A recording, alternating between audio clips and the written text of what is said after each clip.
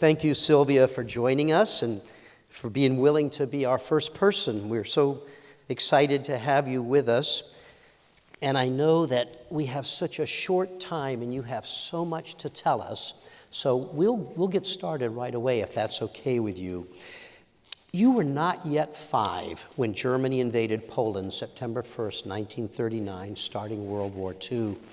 Before we turn to the war and the Holocaust and what happened to you and your family, tell us first just a little bit about your family and your community before the war. We had a very nice life. My father and mother were wonderful to us. We had a nice apartment, beautiful furniture. We went to school, and especially my sister. I was too young yet. And we had friends and holidays. Always the family came to our house because my mother was the best cook. And we enjoy life. We used to rent a cottage. All those pictures, what I have, are in the woods next to the cottage for the summer. And we never expected that the war is going to change our life. You shared with me, Sylvia, that your parents before the war, they liked to get dressed up. And yes. Your mother loved American movies. The silence movies. Mm. And they used to go dancing, and there was theaters. We really had a nice life. And of course, all of that changed so dramatically with the start of the war. Within 7 days of the Nazi invasion of Poland, they occupied your city of Lodz and unleashed the horrors of the Holocaust for your family and the nearly 250,000 Jews that lived in Lodz. Tell us what happened to your family once the Germans came in, but before you were forced into the ghetto. And maybe I can have you start with, you shared with me that your father said that he had had several premonitions. Yes. And one of them was at that time about leaving. My father and his brother decided to escape to Russia. They went to find a place for us to live. And he was walking to the train station. He had already the tickets, and something told him not to go. So he said to his younger brother, I feel like staying here. So his younger brother said, okay, I will go and I find a place. I would come back and we all will escape. By the time he wanted to come back, the war started and the border was closed, and he was sent to Siberia to work in a factory. Mm-hmm. And the first people the German took away was the women with children who didn't have husbands. So his wife and son perished right away. They sent them to Germany. Sylvia, the title of your book is Yellow Star. How quickly were you forced to wear a yellow star? I remember right away when we were in the ghetto, they made us wear the yellow star in front and the back. They also came to each apartment and took away every valuable. And we received cards. We only could get a little food each day. We had to wait after the person came from work to wait in line to get some food. Sometimes by the time U-turn arrived, the food was gone. Mm-hmm. But they put the Lodz ghetto had many factories from before the war, and it wasn't bombed much because the Germans decided to make this a city to belong to Germany. So they put the people to work, and my mother and my sister was 13 years old. Even children 10 years old, as long as they could work, they were safe. My father was a very strong man, and he could lift heavy equipment, so they made him deliver flowers to the bakery. Another man did this. Sylvia, I was going to ask you one thing. You're starting to tell us about being in the ghetto. Ghetto. And that happened in early 1940 when, of the Jewish population, 160,000 were forced into the ghetto. Right. You wrote about in your book, you remember walking into the ghetto with your family, and I think you were holding Dora's hand. You wrote about that. And you wrote that you were afraid of the crowds and getting trampled. It became very crowded, Yeah. and my sister was older. She watched over me. In the ghetto, life was very hard because there were so many people. They put another family in the apartment was only one room and a kitchen. And they put a mother and father and a little girl, which she was one of my best friends. Her name was Itka. And at least I had someone to play. But her parents also had to go to work. And we were left alone, little children. I think she was my age. But across from the hallway, there was another little girl with a little brother who was in a crib. He was a sick child. And we got there in her apartment because we were children babysitting a baby. The parents every parent had to go to work. And all our toys, I remember I had a gorgeous doll and carriage. Everything what we could in the beginning, we sold it under the barbed wire to the Polish people just to get food. Food was the most important thing on our mind because when you are hungry, that's what you think about it. Mm-hmm. Dora, And a lady down the hallway, she must be a dressmaker. She saw us. We had nothing to do during the day was long. She made us little dolls out of sheets. She put faces with a pen, and that's what we had to play and wait for our parents to come to make us some food. And am I right in, because you were too young to be forced to work, the Germans allowed some rations for those who worked, but you didn't get a ration because you didn't work? I really don't recall. Don't recall that. One of the things that you wrote about too, because food was so scarce. I know that my parents, a bread had to last you a week, mm-hmm. and I know that my parents gave us, my sister and me, their share, because you could only have one slice of bread, right. And we could not understand why we couldn't have more. And your father's, the job he was forced to do was to work delivering flour. Do you remember what you wrote about how the men would hide some flour? Yes, on sometimes the bags were made out of material, and sometimes there was a little hole, or they made it. They only could take a handful, because once it was delivered to the bakery, they weighed it to see if it was correct. So each time he could take a little bit, and that helped us a lot. A little handful of flour, yeah. And they would all do that.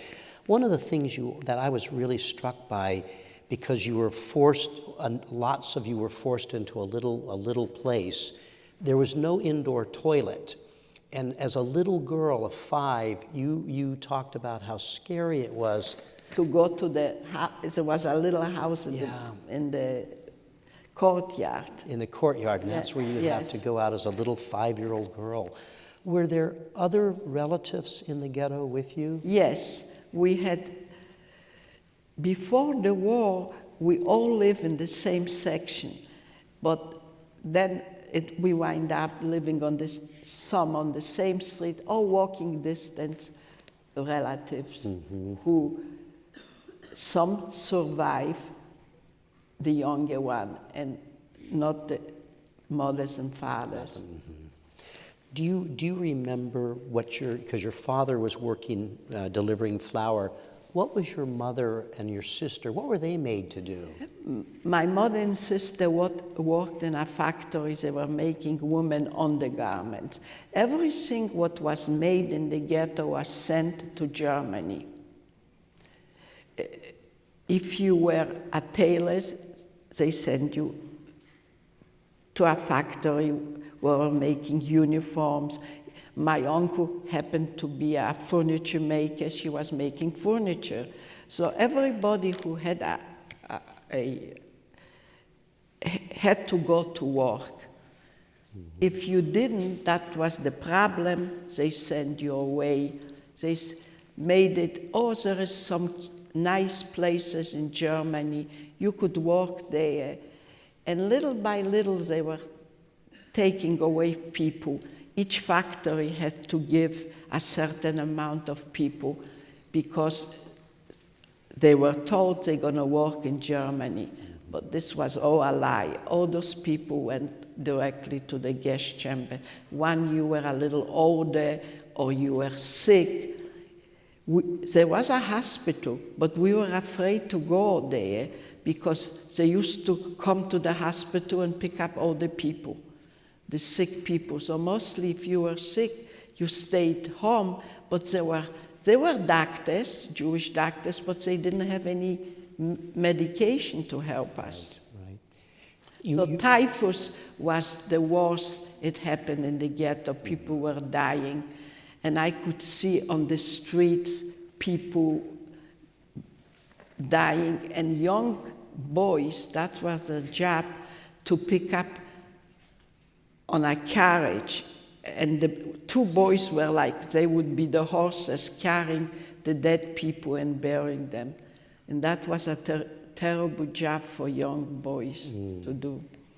Sylvia, as terrible as the conditions were in the Lodz ghetto, as you were just describing some of them, they, of course, became far worse when the Nazis began deporting Jews from the ghetto and sending them to Hell No, the killing center. And they started doing that in January 1942 when you were 7. By 1943, the Nazis were intent on taking all the children in the ghetto.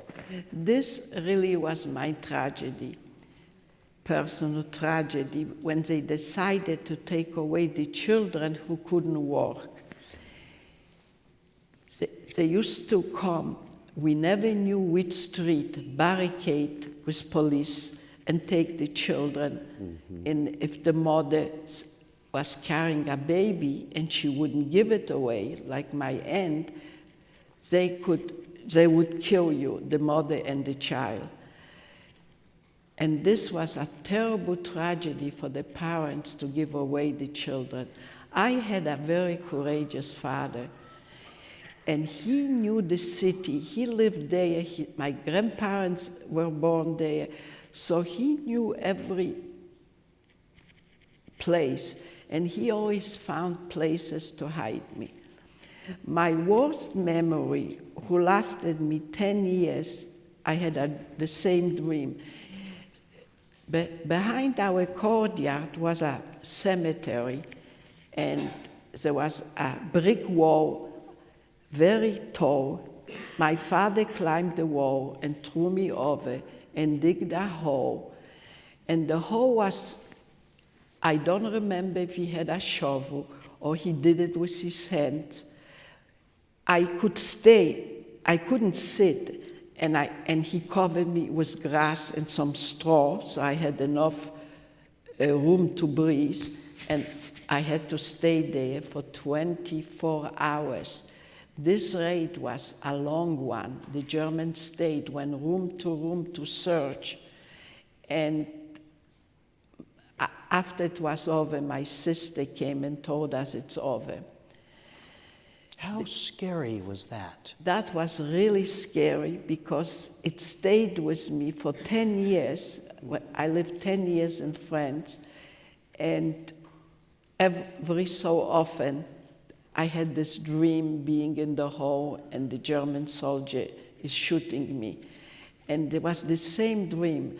But I was so happy when I came to America, the dream stopped and I never had it again. Sylvia, But I live always in fear. I was a very scary little girl and a very scary young woman even, middle age. I couldn't, if anyone said something bad to me, I couldn't answer. I just took it because I was very shy and always scared. Even after the war, I was always afraid the Germans are going to come and take me away. I lived with this for a long time. Sylvia, when you hid in the cemetery that one time, as you said, 24 hours, but you also hid there other times. Do you know if any other children were hidden in the cemetery? I saw some children sitting next to the stones. Their parents left them there, but I was the only one with my father put in the hole, as far as I know. Sylvia, you mentioned a little while ago, you mentioned you had this friend, Itka. Yeah. You also had another friend, Hava. Hava and Itka were your friends. What happened to the two of them? They did not survive. I want to continue my story. Okay. How did I survive? The German decided to leave one child per family. So my sister was working, so I was the only child, and they gave us a paper. Each time when they came, we had to go down to the courtyard, and I was safe showing the paper.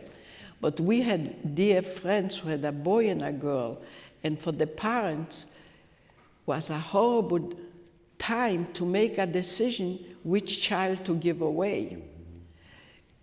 It was a terrible time, but for me, I was saved. And then in 1944, they decided to liquidate the ghetto. Everybody had to leave. They left 800 people to clean up the belongings because the people could only take with them a little knapsack, they gave it to us, and a bottle of water. And we were ready to go already to the train. Because of me, my father was on the list because he was strong. He could lift furniture because there was beautiful furniture to send everything to Germany. So the name was on the list, but when the leader of this ghetto, the SS, I remember him to now, and he came over to me very close, and he said to my parents, you can go to work, and even my sister, she looked older than she was. But when he looked at me, he said, this little, he used a very bad name, she cannot work. Because of her, the whole family had to go. Left was to leave and right was to stay. So we had to go, but my father felt not to go. So they put the people in factories. Those two factories were together, building. One, the men stood, and one for the women. And every morning, people were assigned which streets to go and clean up the apartment. But my father noticed there was a basement there where the women were standing. So he decided he is going to hide me in the basement and bring me food, And he also told his brother, who had a little younger child, who was a boy of 3 years old, and I would be the one taking care of him. And his friends, he told his friends what he's going to do, and they looked at him, then he was crazy. Once the German would find me, they would kill the whole family. But he said, I cannot tell you what to do, but this is what I'm going to do. And some of his friends decided if he had the courage to do it, they did it. And I don't know exactly how many, it was a handful of children. So in my book, I put 12 children. Maybe it was 11, maybe 13, but not too many. Some of the people wanted to go because the German advertised they're going to have food there, and it's nice places to work. And so some people just wanted to go. We never realized what was happening in the other part. We were not allowed to keep any radios. And one family kept, just after they occupied, they found and they killed the whole family. So we didn't know, but my father was afraid of the unknown. If you don't know what's happening, for some reason, he had a feeling to stay. He thought bad things is going to happen to us, and he was right. Sylvia, speaking of your father, I want to, if you don't mind, I want to go back just a little bit. Yes. I'd like you to share something. After your father learned that your cousin Mina had been taken by the German soldiers, Yes. your father did something remarkable. He helped. It's her father and another man, but my father gave them, he knew somebody. You couldn't walk on the street at night. It was desert, so the German would kill you. So he got the papers, they were allowed to go. After they had taken Mina, right? They were taking in a building. Okay. They put all the children in a building. So he got them the permission to walk at night.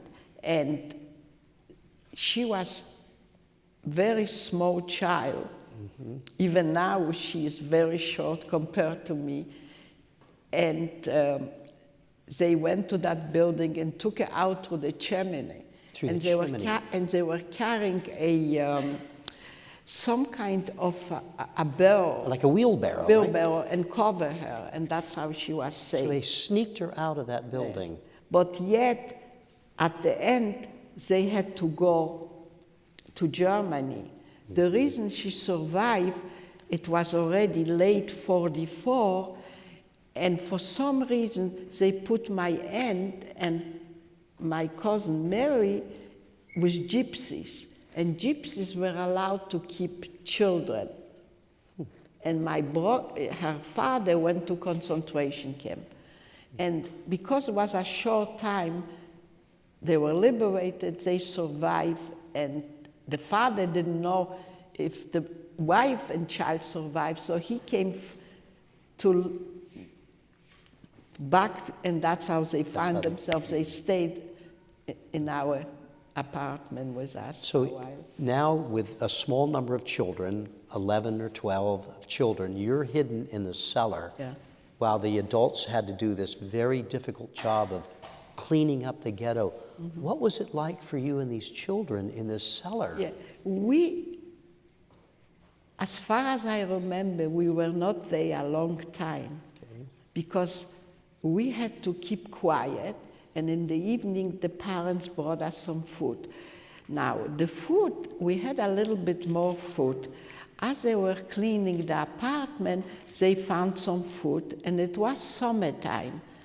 So everyone had a little garden in the courtyard, so they picked up the vegetables, and my father knew where the flour was.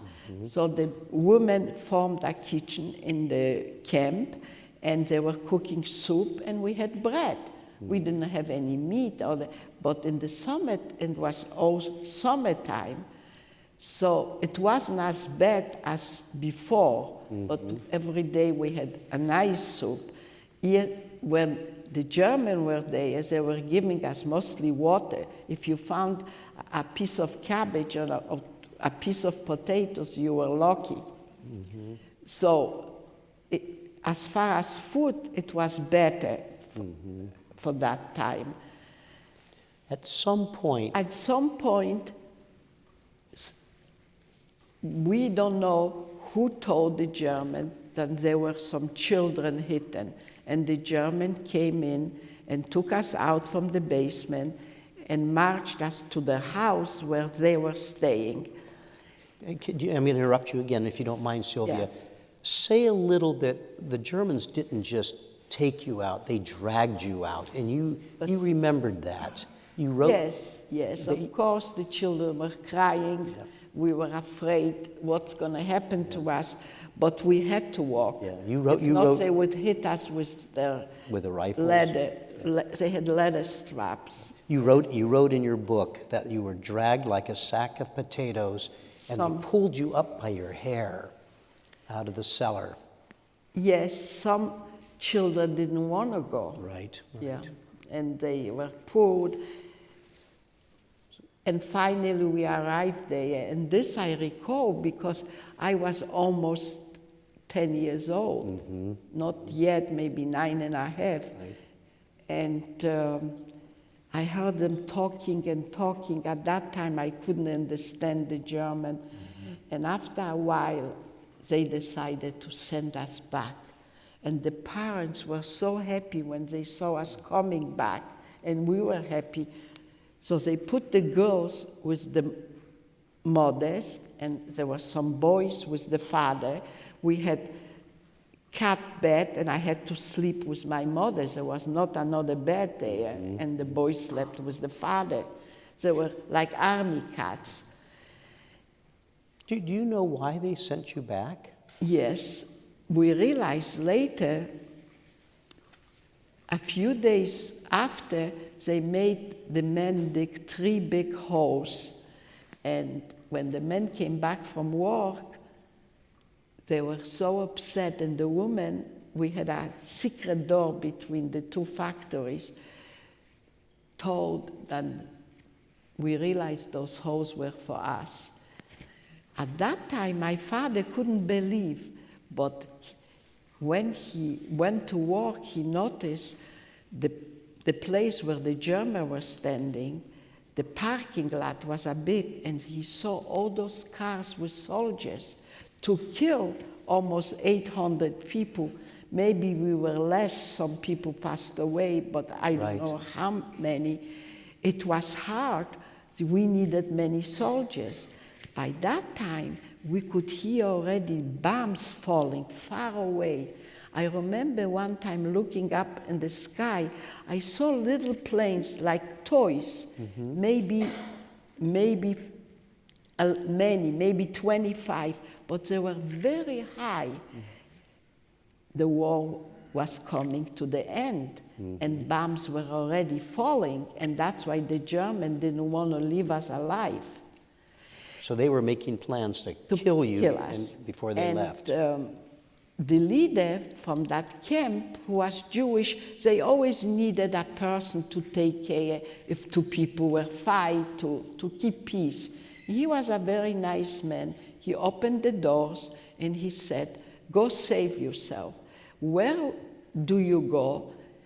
We couldn't go behind the barbed wire. The Germans were still standing. So the groups formed. One, remember, there was a basement in this building, and we had to separate us to each other. I mean, we had to make small groups because you couldn't stay in an apartment more than maybe 20 people. So my father decided to go to hide ourselves in the house across where the Germans were living.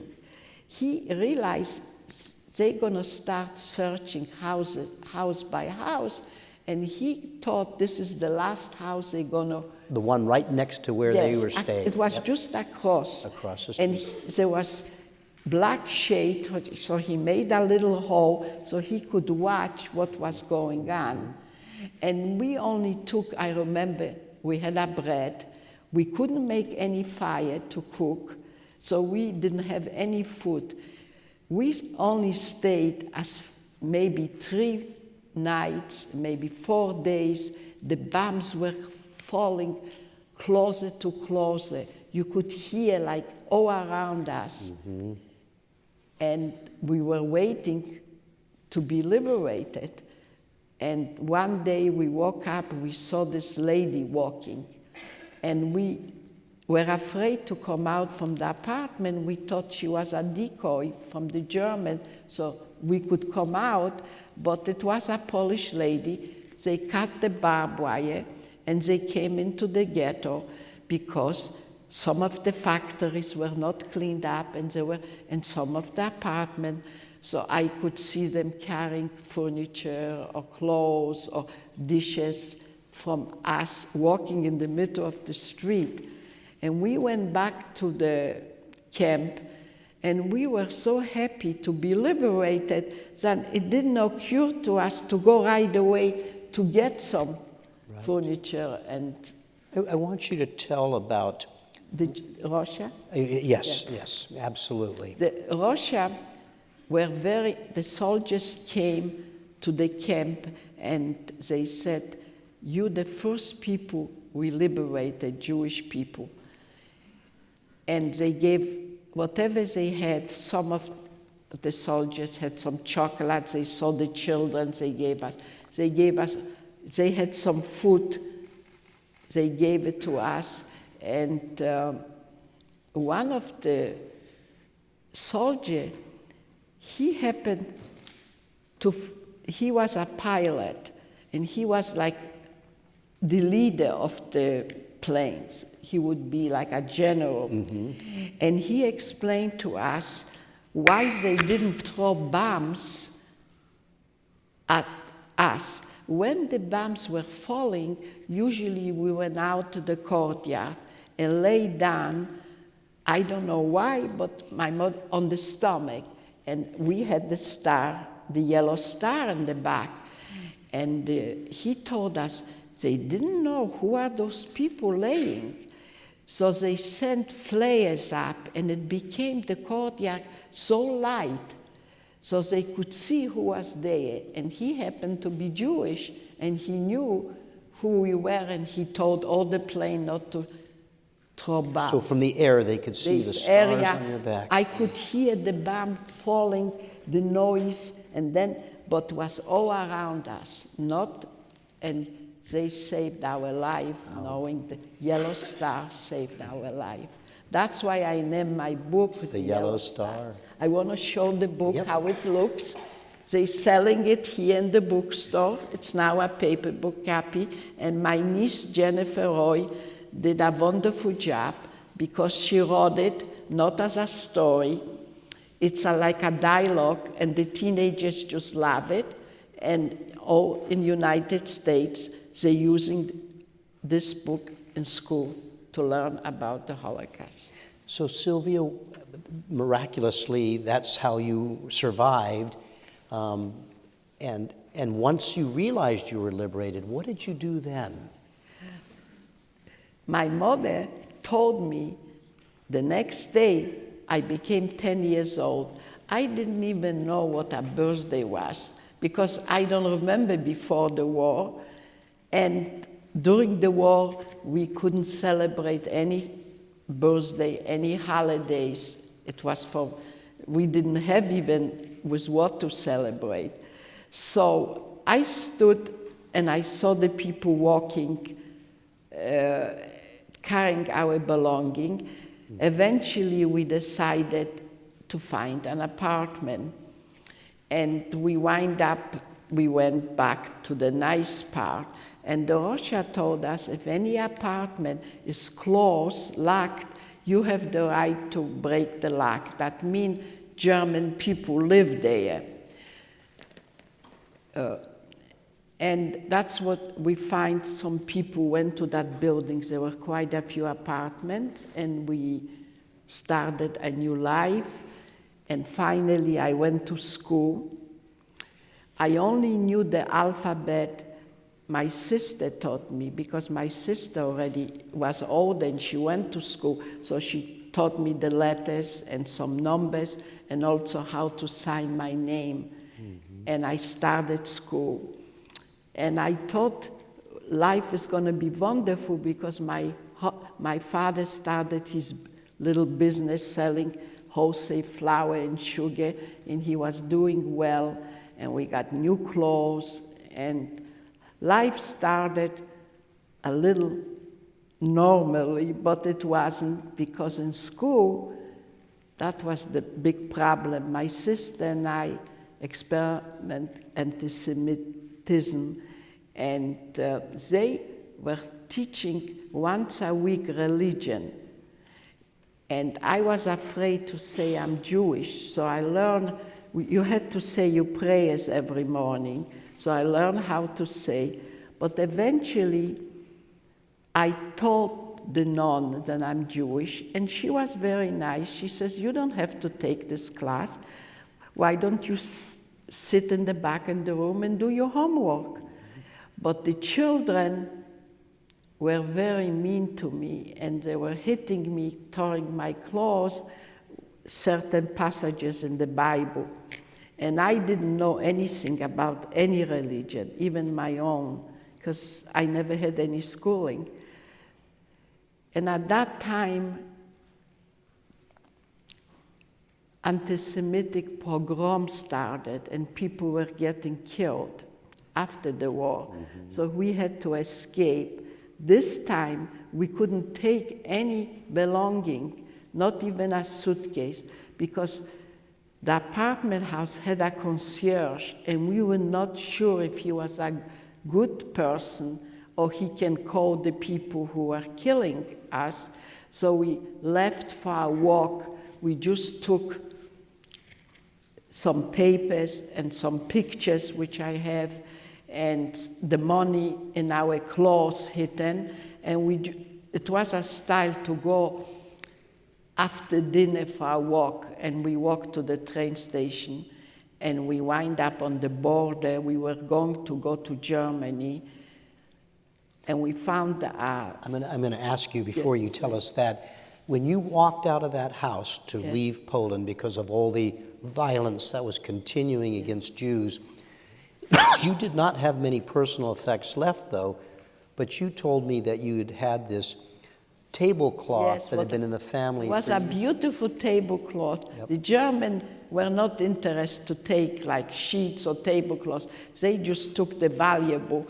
And I said to my mom, I want to take this tablecloth. I would hide it under my coat, but it would show up. My mother said, you cannot have it.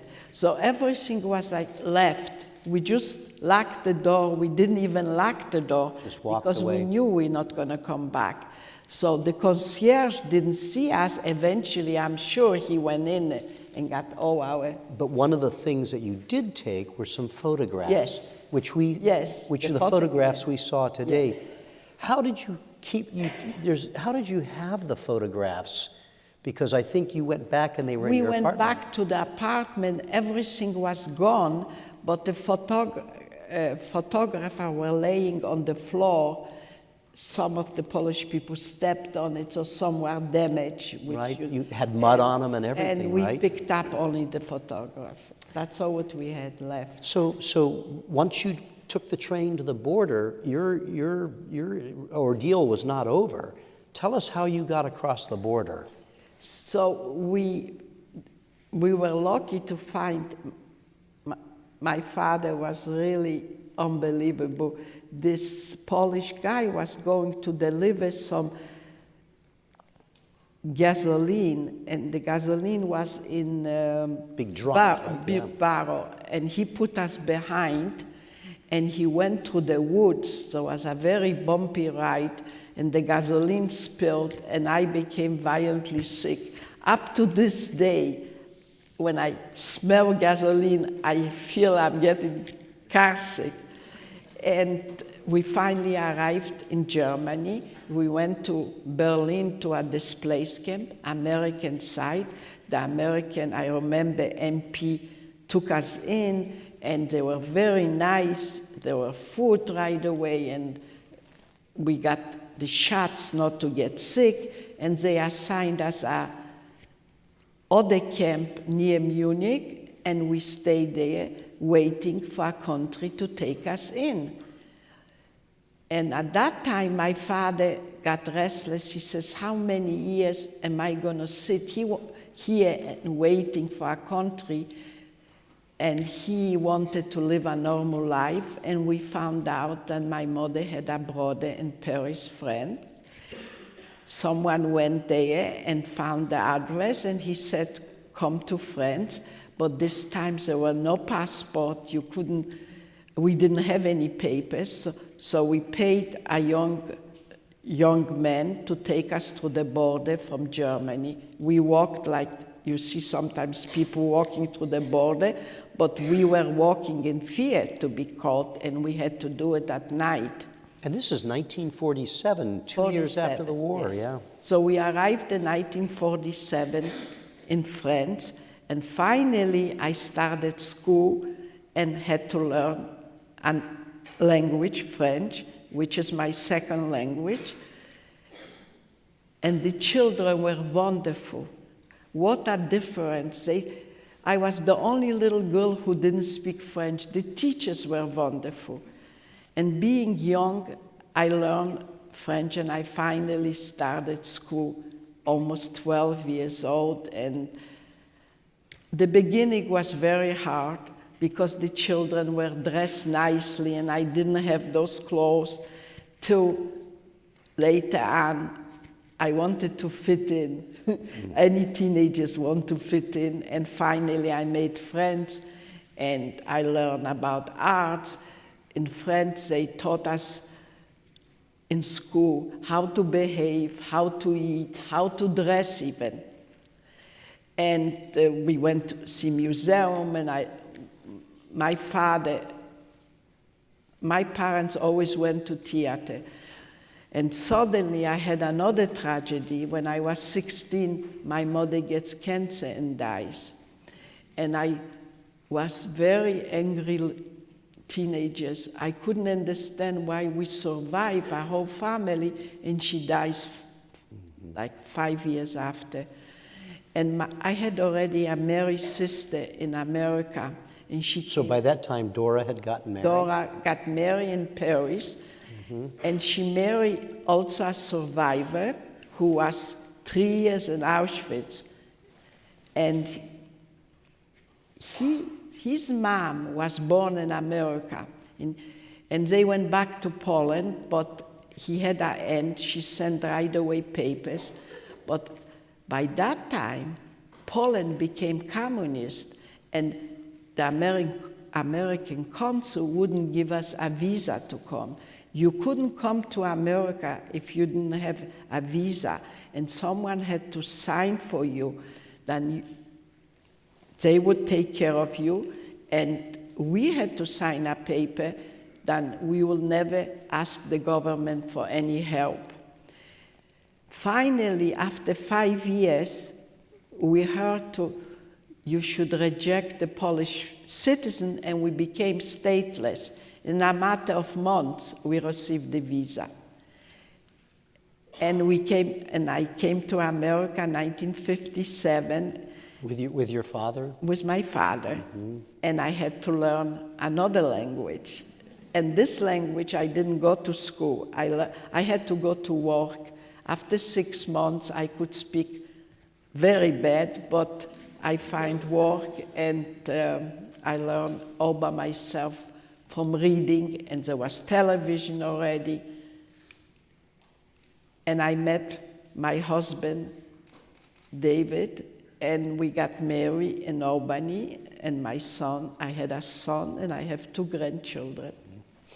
A boy, Jeff, and a girl, Alyssa, who's a teacher. Sylvia, we have time for a few questions from our audience, but yes. Before we do, I want to ask you, Two questions. Did other members of your extended family survive? Yes, I had some cousins. They were sent away in 44. 3 brothers, they survived, but not the mother and the younger sister. When they came to Auschwitz, they were sent to Auschwitz in 1944. They made a selection. They never separated the mother if she had a younger child. German didn't like chaos, the mother would cry, so right away they put them left. That means they went to the gas chambers right away. And the people who could work, the boys were 17, 18, and maybe 16. They went to work and they survived. And the other question I was going to ask is, after the war, after you, and particularly after you left Poland and made it to France, did you and your family talk about what you went through and share that with others? No, we didn't talk about it. When I came to America, in France, I didn't talk about my girlfriend. They didn't know they knew I'm from Poland and it was the war, because in France it was the war too, and they didn't have food. Even when I came to France, only children in 47 were allowed milk to buy, because it was not enough food. But later on, we had plenty food and everything was very nice. But in the beginning, Europe was hurt. All the countries were in bad shape. And well, let's turn to our audience and see if they have some questions for you. Yes. We have 2 microphones. We have a microphone in both aisles. If you have a question, we would like you to use the microphone. That way we can hear it, and everybody in the room can hear it. If you have a question, please make it as brief as you can, and I will do my best to repeat it just to be sure that we get the question right before Sylvia answers it. So if anybody has a question and you feel like getting up and going to the mic, please do. Please do so. Otherwise, I'll continue to ask a few more questions until we close our program. So while somebody's thinking, oh, here comes our first brave soul. Here we go. So I was just curious, at what age or at what time did you realize the people that were leaving the ghetto and going to Germany or the concentration camps were going to basically to the gas chambers? At what point did you realize that those that were being deported from the ghettos were actually going to be murdered at Auschwitz and other places? After the war, when people were coming back, my uncle came back with the striped uniform, and we were there already. So he lived with us, and they started to tell us what was happening. Okay, and I think we have one more here, and then we'll move to close our program shortly after that. Thank you. I'd like to hear how you talk to your grandkids about forgiveness. The question is, how you talk to your grandkids about what you went through, including if you discuss the issue of forgiveness.